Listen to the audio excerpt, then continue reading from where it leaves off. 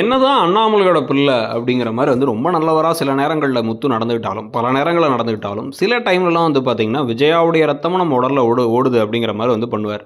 இப்போவுமே வந்து பார்த்தீங்கன்னா, சீதாவோட மனசை புரிஞ்சுக்காம, "நீ என்னை பிடிக்காம தானே கல்யாணம் பண்ண, உன் வாழ்க்கை நல்லா தானே இருக்கு, அதனால் அவளுக்கு பிடிக்காட்டியும் பரவாயில்ல, நான் பார்க்குற மாப்பிள்ளையை கட்டிக்கிட்டு அந்த அருணை கட்டிக்கக்கூடாது. ஏன் அப்படின்னா, எனக்கும் அவருக்கும் இடையில வந்து ஈகோ தகராறு இருக்குது." அப்படிங்கிறலாம் ஒரு முட்டாள்தனம். நீங்கள் யார் அவங்களோட வாழ்க்கையை முடிவு பண்ணுறதுக்கு? இதே முத்து பல நேரங்களில் மற்றவங்க வாழ்க்கையை நம்ம முடிவு பண்ணக்கூடாதுங்குவாங்க. ஆனால் இப்போ வந்து அங்கே போய் பேசினது மட்டும் இல்லாமல் பிரச்சனையை பண்ண அந்த அருண் வீட்டிலேருந்து பொண்ணு கேட்க அவங்க அம்மா வந்தபோது கூட அவங்கள வந்து அதெல்லாம் முடியாதுன்னு சொல்லி அனுப்பிவிட்டுறாங்க.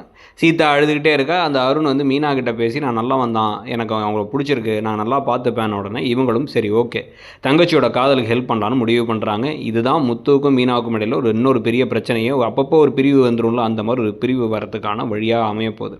அவங்களுக்குள்ள சண்டைகள் வர, ஆனால் அதை இவர் வந்து ஒரு கட்டாய கல்யாணத்தை பண்ணி வைக்க ட்ரை பண்ண, கடைசி நிமிஷத்தில் சீதாவை தூக்கிட்டு போய் வந்து இப்போ மீனாவும் இல்லை முடிஞ்சா ஸ்ருதி ரவியோட ஹெல்ப்போடு சேர்ந்து கல்யாணத்தை பண்ணி வைக்க போகிறாங்க. நீங்கள் தான் ஏன் அளவுக்கு ஹெல்ப் பண்ணீங்க, நான் அந்த அளவுக்கு ஹெல்ப் பண்ணுறேன்னு சொல்லிட்டு ஸ்ருதி ரவியும் ஹெல்ப் பண்ண போகிறாங்க. ஸோ எல்லா பிரச்சனைகளுக்கும் இடையில் என்ன மாதிரி ஒரு பூகம்பம் வெடிக்க போகுது அப்படிங்கிறத பார்க்கலாம். நீங்கள் முத்து செய்கிறது சரி நினைக்கிறீங்களா, தப்பு நினைக்கிறீங்களா, ஏங்கிறத சொல்லுங்கள். தேங்க்யூ.